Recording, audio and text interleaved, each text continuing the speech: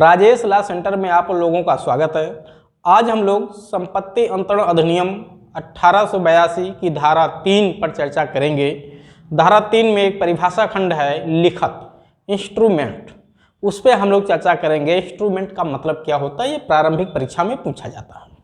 सबसे पहले आप लोग चैनल पर नए हैं, सब्सक्राइब कर लीजिए, वीडियो को लाइक शेयर कमेंट करते रहिए। यदि समझ में आ रहा है तो करिए, अन्यथा मत करिए। लेकिन हाँ, वीडियो को एक नहीं एक से अधिक बार देखिए, बिल्कुल समझ में आएगा। ऐसा कुछ भी नहीं जो समझ में ना आए, ठीक है। दूसरा इन्फॉर्मेशन ये है आप लोगों के लिए कि हमारे यहाँ PCSJ, APO, HJS के लिए ऑनलाइन क्लास, ऑफलाइन क्लास दोनों क्लासें लगातार संचालित की जा रही हैं। जिस किसी बच्चे को ऑनलाइन ऑफलाइन क्लास ज्वाइन करना है या LLB कर रहा है, उसे LLB के दौरान लगता है कि मुझे कोचिंग करनी चाहिए अच्छे नंबर गेन करने के लिए, या जिससे उसी कंपटीशन की तैयारी पहले से ही होती रहे, ठीक है। यानी भले डिग्री अभी नहीं उसके पास हो पाया है, लेकिन वो चाह रहा है कि उसकी तैयारी पहले से काफ़ी अच्छी हो जाए, तो अच्छी बात है, वो भी क्लास ज्वाइन कर सकते हैं, ठीक है। हमारा संपर्क सूत्र है 9161113061 पे आप संपर्क कर सकते हैं, अपनी सुविधा अनुसार क्लास ज्वाइन कर सकते हैं। चलिए, सबसे पहले हम लोग लिखत की डिफिनीशन देखते हैं। हाँ, इसके पहले भी पूरे संपत्ति अंतरण अधिनियम पे वीडियो बनाया जा चुका है, जिसको संपत्ति अंतरण अधिनियम का संपूर्ण निचोड़ का नाम दिया गया है। आप उसको जाके पूरे TPO को एक बार समझ सकते हैं, काफ़ी क्रैश कोर्स के लिए आपके लिए काफ़ी हेल्पफुल होगा। दूसरा, इस पे जो है सेक्शन वाइज करके, जैसे धारा 3 में जितने डिफिनीशन है लगभग सब पे वीडियो बनाए जा चुके हैं। आगे भी वीडियो ऐसे ही बनते रहेंगे, ठीक है। आप लोग चैनल को सब्सक्राइब करके रखेंगे, सबसे पहले कोई भी वीडियो अपलोड किया जाएगा आपके पास तुरंत पहुंच जाएगा, आपको उसका अधिक से अधिक लाभ मिलेगा। आइए हम लोग लिखत की डिफिनीशन समझते हैं। लिखत का मतलब क्या है, इंग्लिश में इसको इंस्ट्रूमेंट कहते हैं, ठीक है। लिखत का मतलब लिखा हुआ धारा 3 में कि आवसीयती लिखत से है। कैसे लिखत? आवसीयती लिखत से है, ठीक है।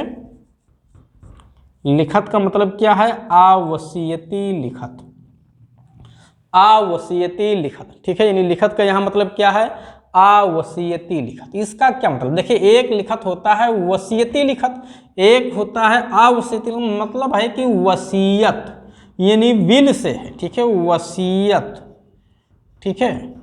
एक होता है वसीयत, एक होता है आवसीयत। तो यहाँ लिखत का मतलब है कि आवसीयती लिखत। अब ये थोड़ा कम समझ में आएगा, ये शब्द कहाँ प्रयोग किया गया है, किस लिए यूज किया जाता है, तो मैं इसको आप लोगों को समझा रहा हूँ। जरा देखिए, जो संपत्ति अंतरण अधिनियम 1882 के तहत इसके व्यवहारिक पक्ष हैं, ठीक है। व्यवहारिक पक्ष का मतलब धारा 54 से लेकर के, ठीक है, 137 तक, ठीक है, 54 to 137, इसमें विशेष प्रकार के संपत्तियों के ट्रांसफर के ढंग बताए गए हैं। इन संपत्तियों का ट्रांसफर का जो ढंग है वो धारा 54 से 137 में कुछ प्रकार बताए गए हैं। संपूर्ण तरीके नहीं बताए गए हैं, ठीक है। संपूर्ण तरीके तो और कई सारे एक्टों में बताए गए हैं, लेकिन कुछ प्रकार यहाँ भी बताए गए हैं। जैसे एक विक्रय एक ढंग है, विक्रय के माध्यम से संपत्ति का अंतरण किया जा सकता है। बंधक एक ढंग बताया गया है, ठीक है। बंधक के बाद पट्टा बताया गया है। दान एक तरीका बताया गया है, ठीक है। अनियोज्य दावा बताया गया है, ठीक है। और जो है एक बताया गया है आपका विनिमय, ठीक है, विनिमय, और एक है अनियोज्य दावा, एक्शनेबल क्लेम, ठीक है।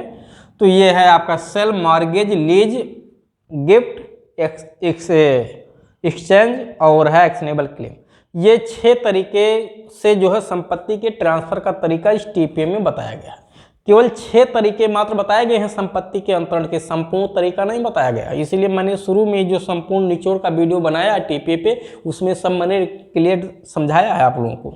तो इसमें जब संपत्ति इस तरह से तो फॉर्मेलिटी पूरा करना पड़ता है ना। तो जैसे विक्रय में फॉर्मेलिटी पूरा कहाँ किया जाता है? 54 में ही बताया गया फॉर्मेलिटी कैसे पूरा किया जाएगा, ठीक है। बंधक में 59 में बताया गया है कैसे फॉर्मेलिटी पूरा किया जाएगा। पट्टा में 107 में बताया गया है कैसे पूरा किया जाएगा। दान में 123 में बताया गया है फॉर्मेलिटी कैसे पूरा किया जाएगा। विनिमय के लिए धारा 54 ही लागू होता है, ठीक है। एक्शनेबल क्लेम के लिए धारा 130 में बताया गया है, ठीक है, लिखत होना चाहिए। तो इसमें ये जो फॉर्मेलिटीज वाली धाराएं हैं, इन धाराओं में आप देखोगे तो लिखा हुआ है लिखत द्वारा किया जाएगा। हर जगह लिखत शब्द का प्रयोग किया गया है। यानी विक्रय कैसे किया जाएगा, बंधक कैसे किया जाएगा, तो इन धाराओं में फॉर्मेलिटी बताई गई है, औपचारिकताएं बताई गई है कि लिखित होगा, रजिस्टर्ड होगा, ठीक है, या दो अनुप्रमाणक साक्षी होंगे, मतलब जो भी फॉर्मेलिटी जहां बताई गई उसमें लिखत शब्द का प्रयोग किया गया है। तो उस लिखत का मतलब क्या है, आवसीयती लिखत से, यानी वसीयती लिखत नहीं है, यानी वो लिखत का मतलब हम वसीयत नहीं कर रहे हैं, यानी जो हम लिख रहे हैं वो वसीयत उसका मतलब नहीं है, वसीयत नहीं किया जा रहा, यानी आवसीयत किया जा रहा है, यानी वसीयत से भिन्न तरह से संपत्ति का ट्रांसफर किया जा रहा है। तो यानी लिखत का तात्पर्य, यानी इस अधिनियम में, यानी टीपीए में जहां कहीं लिखत शब्द का प्रयोग किया गया है उसका ये मतलब होगा कि संपत्ति का अंतरण का जो ढंग बताया गया है कि लिखत के माध्यम से होगा, इसका मतलब है वो अंतरण किस रूप में हो रहा है, निर्वसीयत हो रहा है, यानी आवसीयत हो रहा है, वसीयत नहीं हो रहा है। जैसे ये बेचा जा रहा है तो ये वसीयत नहीं है, यानी ये लिखत वसीयत नहीं होगा, ये क्या होगा, विक्रय होगा। बंधक भी किया जा रहा है तो ये वसीयत नहीं, क्या है, आवसीयत। तो जहां कहीं लिखत शब्द का प्रयोग किया गया है, इंस्ट्रूमेंट का मतलब अर्थ लगाया ही जाएगा पूरे अधिनियम में कि वो आवसीयत लिखत से है, क्योंकि हर जगह फॉर्मेलिटी में लिखा गया है। जैसे मैं आपको धारा 54 में बताऊंगा, अभी आप धारा 54 बैरेक्ट से देखिएगा, जैसे कि यहाँ मैं बता रहा था, सेक्शन 54 में लिखा हुआ है कि अगर 100 रुपये, दूसरे पैरा में आप देखिएगा, पहले पैरा में भी लिखा, दूसरे पैरा में भी लिखा। पहले पैरा में लिखा है कि ऐसा अंतरण अगर 100 रुपया और उससे अधिक के मूल्य की, ठीक है, ये टीपीए की धारा 54 में पढ़ रहा हूँ, कि ऐसा अंतरण 100 रुपया और उससे अधिक के मूल्य की मूर्त स्थावर संपत्ति की दशा में या किसी उत्तर भोग या अन्य अमूर्त वस्तु की दशा में केवल रजिस्ट्रीकृत लिखत द्वारा किया जाएगा। यानी उसके कैसे बेचा जाएगा संपत्ति को, तो कह रहे हैं केवल रजिस्ट्रीकृत लिखत द्वारा किया जाएगा। तो रजिस्ट्रीकृत लिखत का मतलब क्या है यहाँ पे, कि रजिस्ट्रीकृत आवसीयत से है, यानी वो वसीयत नहीं है, वो वसीयत का प्रकार नहीं है, वो अन्य तरीके हैं, यानी वो सेल डीड है, ठीक है। तो इस तरह से जहाँ कहीं लिखत शब्द का प्रयोग किया गया है उसका यही मतलब लगाया जाएगा कि वो आवसीयत लिखत से, यानी वो वसीयत नहीं किया जा रहा है, ये ध्यान रखिएगा। जैसे अगर इस एक्ट में कहीं संपत्ति शब्द को डिफाइन कर दिया जाए और लिख दिया जाए संपत्ति का मतलब केवल चल संपत्ति है, तो इस पूरे अधिनियम में जहां कहीं संपत्ति शब्द लिखा मिलेगा उसका क्या मतलब होगा, केवल चल संपत्ति। तो उसी तरह से जैसे आईपीसी में क्षति शब्द लिखा है, क्षति शब्द में 4 प्रकार की क्षतियां शामिल हैं सेक्शन 44 में। तो आईपीसी में जहां कहीं क्षति मिलेगी हम उसे क्षति का मतलब वो 4 प्रकार की क्षति समझेंगे, मानसिक, शारीरिक, सांपत्तिक और ख्यातिक। लेकिन अगर किसी पर्टिकुलर धारा में मना कर दिया गया कि क्षति में केवल 2 ही क्षति शामिल है तो फिर हम 2 ही मानेंगे। जैसे धारा 503 में मना किया गया है तो वहाँ केवल कुछ सीमित क्षतियाँ ही शामिल होंगी।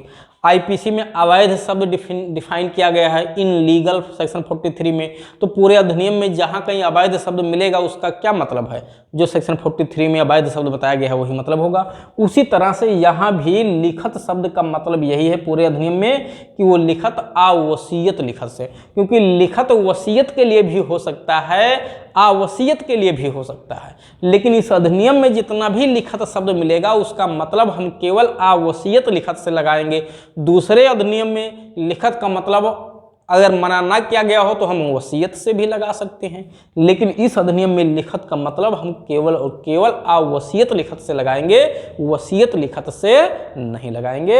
यही इसका मतलब यहाँ पे बताया गया है। और लिखत शब्द कहाँ प्रयोग किया गया है, इन धाराओं में प्रयोग किया गया है, आप लोग देख सकते हैं। तो इस तरह से लिखत की डिफिनीशन आपकी कंप्लीट हो गई।